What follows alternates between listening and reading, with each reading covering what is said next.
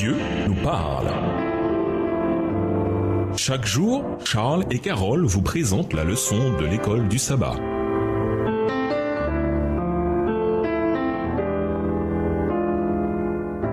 Bienvenue dans votre émission Dieu nous parle. Nous voilà à la leçon 2 qui va du 2 au 8 juillet. Restaurer la domination.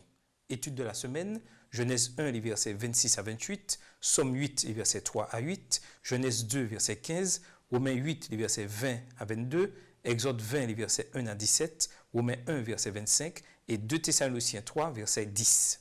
Versets à mémoriser, faisons les humains à notre image, selon notre ressemblance, pour qu'ils dominent sur les poissons de la mer, sur les oiseaux du ciel, sur le bétail, sur toute la terre et sur toutes les bestioles qui fourmillent sur la terre. Genèse 1, le verset 26. À la chute, nos premiers parents ont perdu bien plus que leur image originelle de Dieu.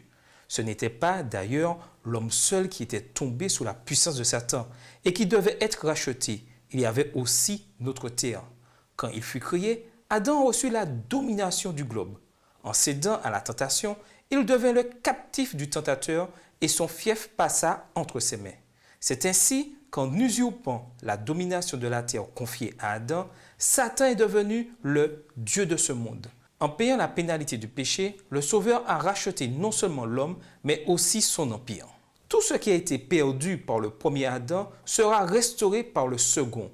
Une chose est sûre, après la chute, les humains ont beaucoup perdu, y compris la domination qui leur avait été donnée à l'origine.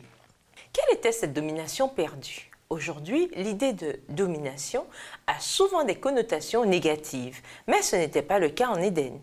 Que signifiait le fait que les humains reçoivent la domination sur la terre? Et que peut faire l'Église pour aider les autres à regagner un peu de ce qui a été perdu après la chute tragique de nos premiers parents en Éden? Et nous vous laissons avec cette réflexion. Il arrive que nous soyons distraits et oublions pourquoi nous sommes ici sur la terre. Mais souvenons-nous toujours que Dieu veut que nous prenions soin de notre planète. Au revoir. Et à demain si Dieu veut. Dieu nous parle. Chaque jour, Charles et Carole vous présentent la leçon de l'école du sabbat.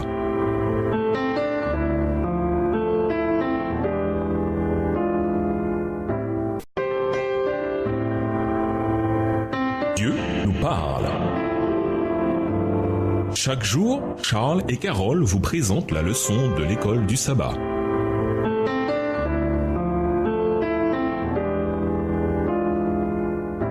Bienvenue dans votre émission. Dieu nous parle. Nous voilà au dimanche 3 juillet. Créé pour la domination. Quelqu'un a écrit récemment qu'une de ses amies, athée convaincue, avait dit que parfois elle se réveillait au beau milieu de la nuit, taraudée par des questions existentielles. Ce monde est-il véritablement le résultat d'un Big Bang cosmique? Se peut-il qu'il n'y ait aucun sens, aucun but à notre existence et à l'univers? Se pourrait-il que chaque vie, y compris la mienne, celle de mon mari, de mes 2 enfants, soit totalement vaine et dépourvue de sens? Ma vie n'a-t-elle donc aucun sens? Après la chute, l'humanité a beaucoup perdu. Nous nous sommes, comme l'a montré l'histoire de la chute, éloignés non seulement de Dieu, mais les uns des autres. Même notre lien avec la terre a changé. Et comme le montrent les questions posées par cette femme, nous avons du mal à savoir qui nous sommes et quel est le sens de notre vie. Et ces problèmes, pour beaucoup, sont aggravés par cette idée dominante qui veut que nous soyons le produit du hasard, sans que Dieu créateur ne nous ait prévu ni voulu. Qu'enseignent les textes suivants sur le but de la création de l'humanité? Genèse 1, les versets 26 à 28, Psaume 8, les versets 3 à 8, Ésaïe 43, les versets 6 et 7. Que signifie « créer pour ma gloire » Ésaïe 43, le verset 7 de la version Louis II 21. Quel est le lien entre ma gloire, celle de Dieu, et la domination? Genèse 1, les versets 26 à 28. Puis Dieu dit, « Faisons l'homme à notre image, selon notre ressemblance, et qu'il domine sur les poissons de la mer, sur les oiseaux du ciel, sur le bétail, sur toute la terre et sur tous les reptiles qui rampent sur la terre. » Dieu créa l'homme à son image, il le créa à l'image de Dieu, il créa l'homme et la femme. Dieu les bénit et Dieu leur dit, « Soyez féconds, multipliez, remplissez la terre et l'assujettissez et dominez sur les poissons de la mer, sur les oiseaux du ciel et sur tout animal qui se meut sur la terre. » Psaume 8, les versets 3 à 8. Quand je contemple les cieux, ouvrage de tes mains, la lune et les étoiles que tu as créées, qu'est-ce que l'homme pour que tu te souviennes de lui et le Fils de l'homme pour que tu prennes garde à lui? Tu l'as fait de peu inférieur à Dieu et tu l'as couronné de gloire et de magnificence. Tu lui as donné la domination sur les œuvres de tes mains. Tu as tout mis sous ses pieds, les brebis comme les bœufs et les animaux des champs, les oiseaux du ciel et les poissons de la mer, tout ce qui parcourt les sentiers des mers. Ésaïe 43, les versets 6 et 7. Je dirai au septentrion, donne, et au midi, ne retiens point. Fais venir mes fils des pays lointains et mes filles de l'extrémité de la terre, tous ceux qui s'appellent de mon nom et que j'ai créé pour ma gloire, que j'ai formé et que j'ai fait. Comme nous le voyons dans les passages de Genèse, quelles que soient les autres raisons que Dieu avait de créer Adam et Ève, ils ont aussi été créés pour dominer la terre. Genèse 1, les versets 26 à 28. Ensemble, reflétant la gloire et le caractère de Dieu, ils devaient être des intermédiaires par lesquels celui qui a la gloire et la domination suprême, Apocalypse 1, les versets 5 et 6, nourrirait, veillerait et dirigerait le reste de sa création terrestre. Qui sait comment la gloire de Dieu aurait pu se manifester à travers eux et leur domination si le péché n'avait pas fait son entrée dans le monde? Mais aujourd'hui, par la foi en Jésus, par l'abandon de notre vie, par la foi et dans l'obéissance et la coopération, nous pouvons dire comme David, « Le Seigneur mène tout à bonne fin pour moi ». Psaume 138, verset 8. Savoir que Dieu a un but pour chacun d'entre nous nous donne confiance et joie, en particulier quand nous nous abandonnons à lui et que sa volonté s'accomplit en nous. Si quelqu'un venait vous demander, « Bon, toi qui es chrétien, c'est quoi le sens de ta vie ?» Quelle serait votre réponse et pourquoi? Et nous vous laissons avec cette question de réflexion. La domination signifie-t-elle la même chose pour Dieu que pour Satan? Expliquez. Au revoir. Et à demain si Dieu veut. Dieu nous parle. Chaque jour, Charles et Carole vous présentent la leçon de l'école du sabbat.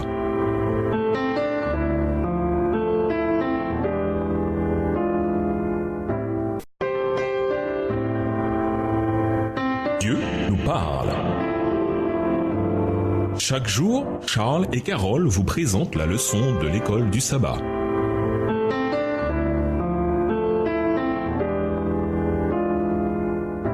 Bienvenue à votre émission. Dieu nous parle. Nous voyons lundi 4 juillet, le privilège de la domination. Quelle est cette domination que les humains devaient exercer sur la terre d'après Genèse 1, les versets 26 à 28? Genèse 1, les versets 26 à 28. Puis Dieu dit, faisons l'homme à notre image, selon notre ressemblance, et qu'il domine sur les poissons de la mer, sur les oiseaux du ciel, sur le bétail, sur toute la terre et sur tous les reptiles qui rampent sur la terre. Dieu créa l'homme à son image. Il le créa à l'image de Dieu. Il créa l'homme et la femme.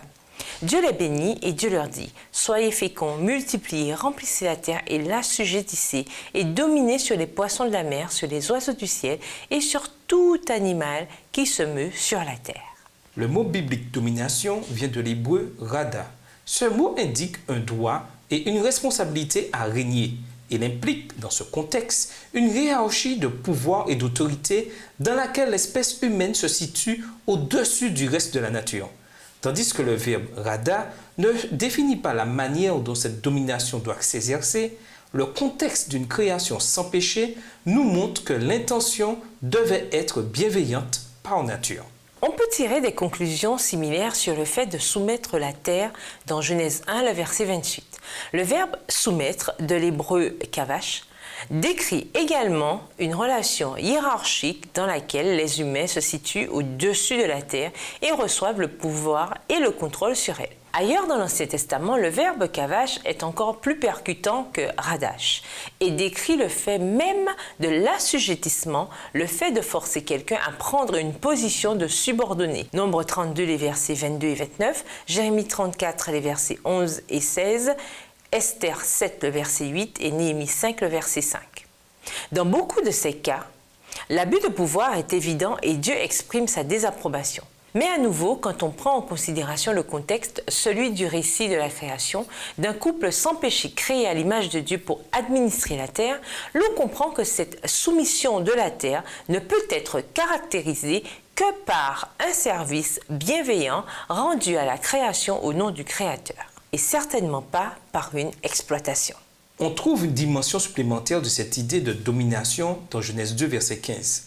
quand Dieu place Adam dans le jardin pour cultiver. Hadad, travailler, servir, labourer, et garder, chamar, garder, protéger, s'occuper, regarder de près, observer, préserver, considérer, réserver. Avec cela à l'esprit, nous découvrons que la domination consiste en une intendance ou une gestion attentionnée et affectueuse. Dans leur relation avec Dieu, nos premiers parents devaient avoir toutes les ressources et l'autorité dont ils avaient besoin pour exercer leur domination, qui devait refléter l'amour de Dieu pour sa création. Bien que le mot « domination » ait aujourd'hui souvent des connotations négatives, ce n'était pas du tout le cas lors de sa première expression dans la Bible. Trouvez plusieurs principes que l'on peut tirer de l'usage du terme dans son acception antérieure à la chute et que l'on peut appliquer à nos rapports envers ceux ou ceux sur quoi ou qui nous exerçons notre domination. Et nous vous laissons avec la question du jour. Si le Christ vous appelait à répandre l'Évangile, renonceriez-vous à votre salaire, à votre poids politique ou même à votre famille et à vos amis pour répondre à son appel? Au revoir. Et à demain si Dieu veut. Dieu nous parle. Chaque jour, Charles et Carole vous présentent la leçon de l'école du sabbat.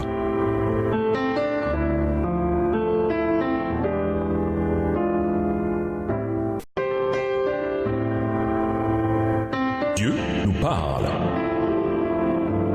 Chaque jour, Charles et Carole vous présentent la leçon de l'école du sabbat.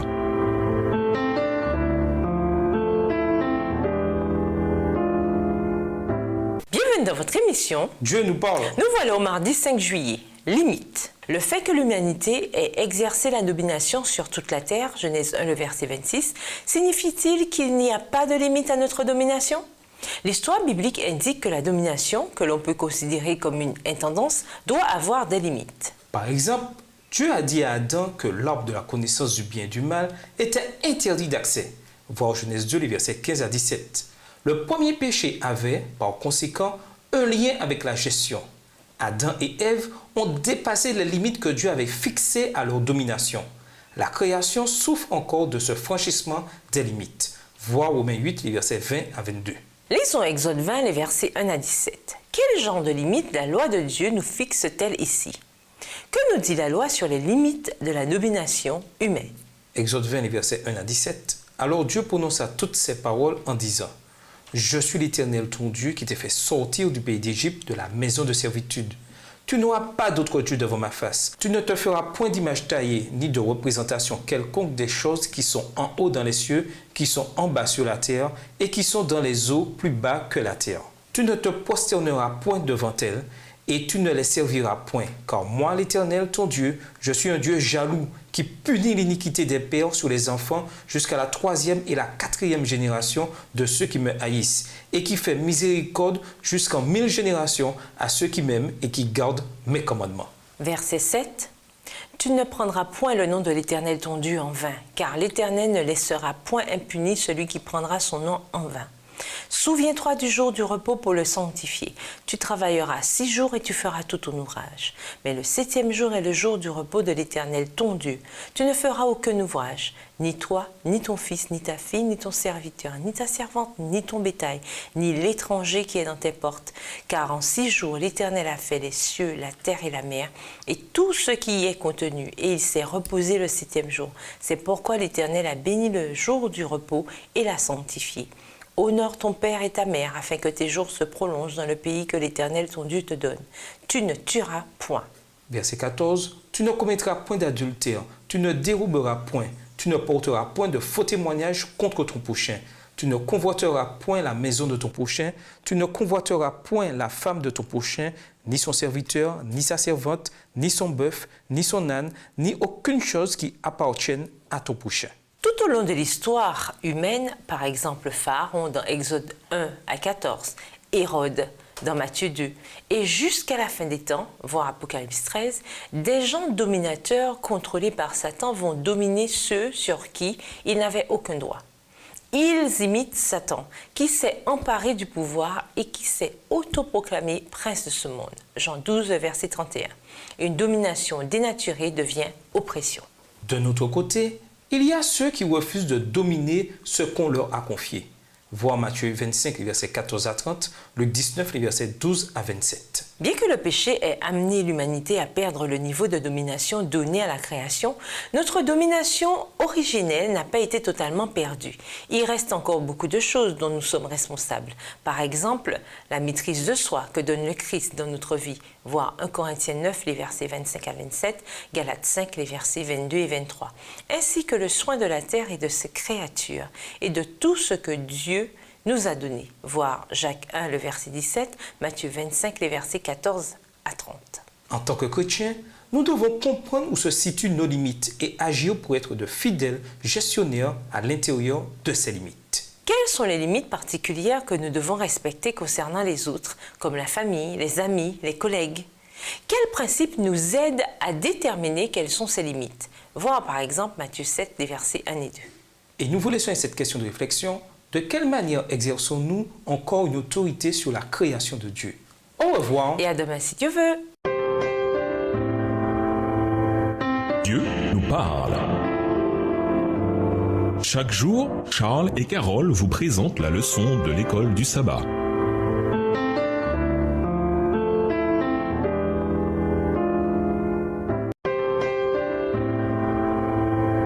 Dieu nous parle. Chaque jour, Charles et Carole vous présentent la leçon de l'école du sabbat.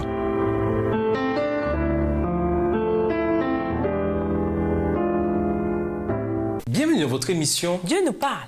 Nous voilà mercredi 6 juillet, s'occuper de la terre. Le Seigneur prit l'homme et le plaça dans le jardin d'Éden pour le cultiver et le garder. Genèse 2, verset 15. Ce passage nous donne-t-il des principes en termes de soins à apporter à la planète? Et si oui, lesquels? Avant le péché, Adam et Ève avaient reçu l'intendance de tout ce que Dieu leur avait confié. Ils étaient maîtres des végétaux et des animaux. Mais après le péché, la nature semble s'être rebellée contre eux, de la même manière qu'ils s'étaient rebellés contre Dieu. Les êtres humains commencèrent à se voir impuissants face aux éléments, la météo, l'agriculture, le règne animal. Adam avait régné sur les créatures inférieures et, aussi longtemps qu'il était resté fidèle à Dieu, la nature entière avait reconnu son autorité. Mais par sa désobéissance, il perdit cette domination. L'esprit de rébellion auquel il avait lui-même cédé le premier se répandait à travers toute la création animale. Ainsi, la vie de l'homme, mais aussi les bêtes, les arbres des forêts, l'herbe des champs, l'air qu'il respirait, tout répétait la triste leçon de la connaissance du mal. Aujourd'hui, nous sommes encore frappés par les catastrophes naturelles et les écosystèmes sont détériorés, en tout cas dans certaines zones. Et au moyen des technologies et de l'industrie, nous déployons des efforts colossaux pour nous protéger. Mais c'est parfois cette même technologie qui nuit à notre planète. L'écologie est une question morale, éthique et théologique, en particulier quand l'exploitation de la terre peut être source de grands malheurs pour autrui. Les adventistes du 7e jour défendent un style de vie simple et sain, où l'on évite la consommation sans limite, le consumérisme et la production irresponsable de déchets. Nous appelons au respect de la création, à la sagesse de l'emploi des ressources mondiales, à la réévaluation de nos besoins et à la réaffirmation de la dignité de la vie créée. Comment parvenir à un juste équilibre dans notre attitude envers la terre? Être de bons intendants de la demeure que nous avons reçue, tout en évitant le danger de faire de la terre et de l'environnement des dieux que nous adorons. Quel avertissement Romains 1, le verset 25, a-t-il peut-être en réserve pour nous? Et nous vous laissons avec cette question de réflexion. À quoi sert-il aux chrétiens de prendre le virage vert puisque Jésus revient bientôt? Au revoir. Et à demain si Dieu veut. Dieu nous parle. Chaque jour, Charles et Carole vous présentent la leçon de l'école du sabbat.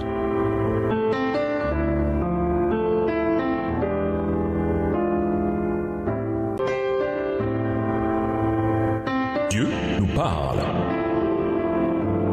Chaque jour, Charles et Carole vous présentent la leçon de l'école du sabbat.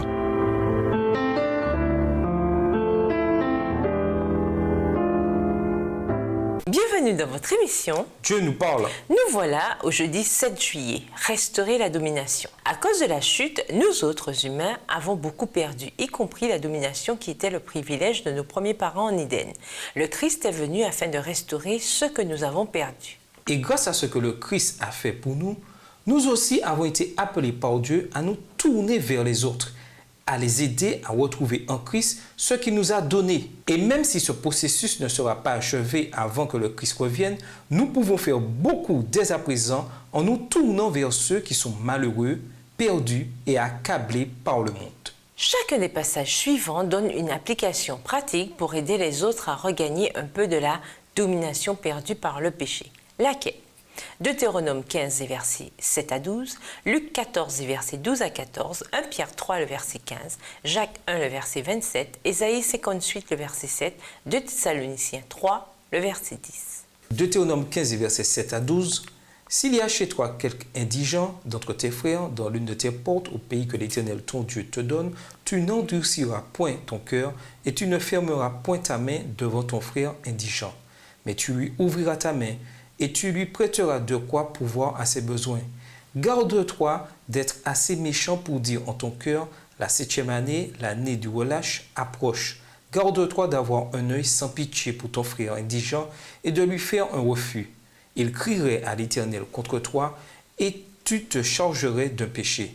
Donne-lui et que ton cœur ne lui donne point à regret, car à cause de cela, l'Éternel, ton Dieu, te bénira dans tous tes travaux et dans toutes tes entreprises.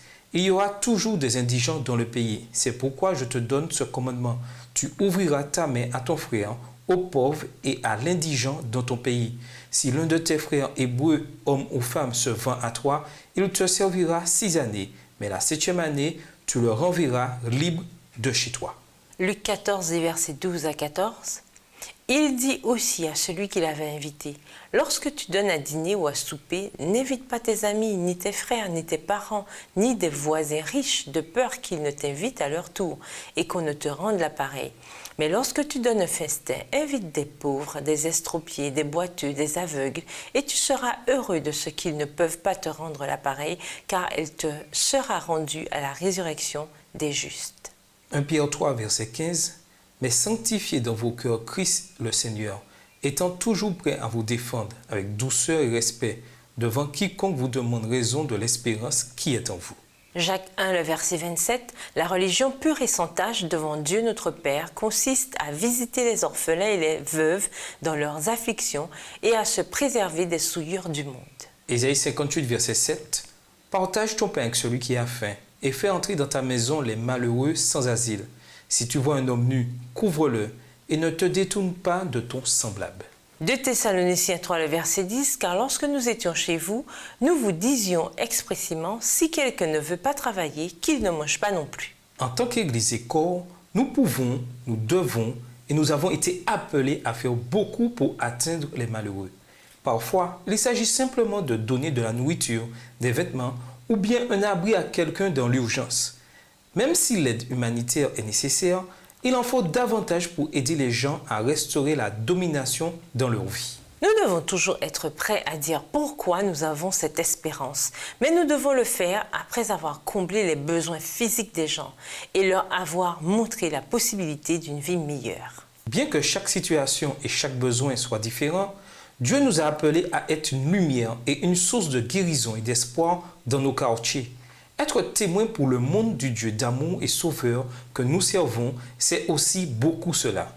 Nous devons faire tout ce que nous pouvons par la force de Dieu pour être un phare de lumière et d'espoir pour les malheureux. Nous sommes des chrétiens, c'est le moins que nous puissions faire. En remplissant ce devoir de service, nous leur faisons comprendre comment est Dieu. Et en comblant leurs besoins physiques, nous préparons la voie pour que le Saint-Esprit touche leur cœur. C'est ce que Jésus faisait et c'est ce que nous sommes appelés à faire également. Et nous vous laissons avec la question du jour. En quoi le sacrifice de Jésus influence-t-il nos décisions et notre comportement quotidien? Au revoir. Et à demain si Dieu veut. Dieu nous parle. Chaque jour, Charles et Carole vous présentent la leçon de l'école du sabbat.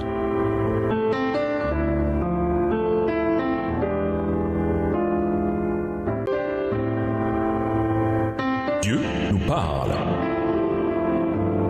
Chaque jour, Charles et Carole vous présentent la leçon de l'école du sabbat.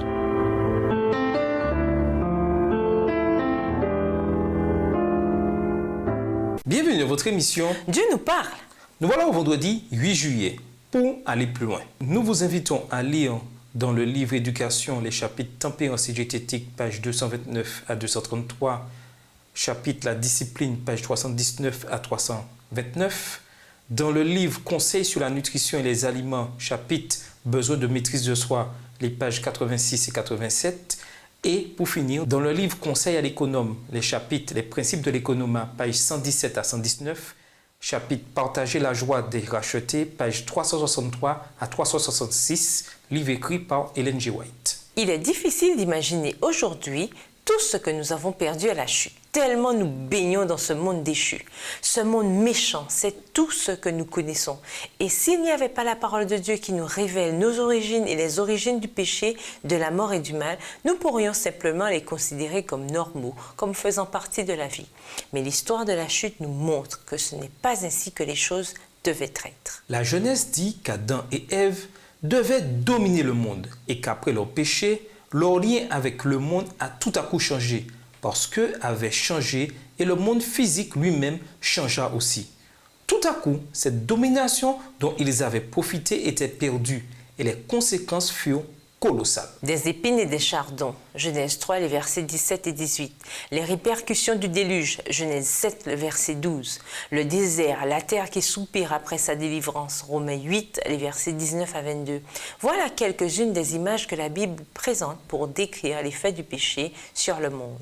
Soyons donc reconnaissants pour le plan du salut, qui va restaurer tout ce qui a été perdu et qui nous offre la promesse d'un avenir tellement plus beau que le passé ou le présent. À méditer, lisez Exode 23, les versets 10 à 12, Deutéronome 11, les versets 11 et 12, et Deutéronome 20, les versets 19 et 20. Bien que le contexte de ces passages ne soit pas celui de l'écologie tel que nous la comprenons aujourd'hui, quels principes peut-on en retirer pour nous aider à comprendre la nécessité d'être de bons intendants de l'environnement? En outre, comment savoir si et quand nous passons d'intendants de l'environnement à adorateurs de l'environnement? Pensez à la nature telle que nous la connaissons aujourd'hui. Est-elle une amie ou une ennemie? Et comment justifier votre réponse? Échangez sur la question posée à la fin de l'étude de dimanche sur le sens de la vie humaine. Quelle réponse pourriez-vous donner à quelqu'un qui vous poserait cette question? En quoi nos réponses sont-elles différentes de ceux que peuvent donner ceux qui ne croient pas en Dieu ni au salut? Comment redonner au mot domination son sens d'origine? Autrement dit, en quoi la domination était-elle une bonne chose au départ? Comment peut-elle l'être également aujourd'hui? Pour conclure, quand il fut créé, Adam avait reçu la domination du globe. En cédant à la tentation, il devint le captif du tentateur et son fief passa entre ses mains. C'est ainsi qu'en usurpant la domination de la terre confiée à Adam, Satan est devenu le Dieu de ce monde. En payant la pénalité du péché, le Sauveur a racheté non seulement l'homme, mais encore son empire. Tout ce qui a été perdu par le premier Adam sera restauré par le second. Après la chute, les êtres humains perdirent tout, y compris la domination qui leur avait été originalement donnée. Que peuvent faire les membres d'Église individuellement et l'Église en tant que corps pour regagner une partie de ce qui a été perdu après la chute tragique de nos premiers parents en Éden? Au revoir. Et à demain si Dieu veut. Dieu nous parle. Chaque jour, Charles et Carole vous présentent la leçon de l'école du sabbat.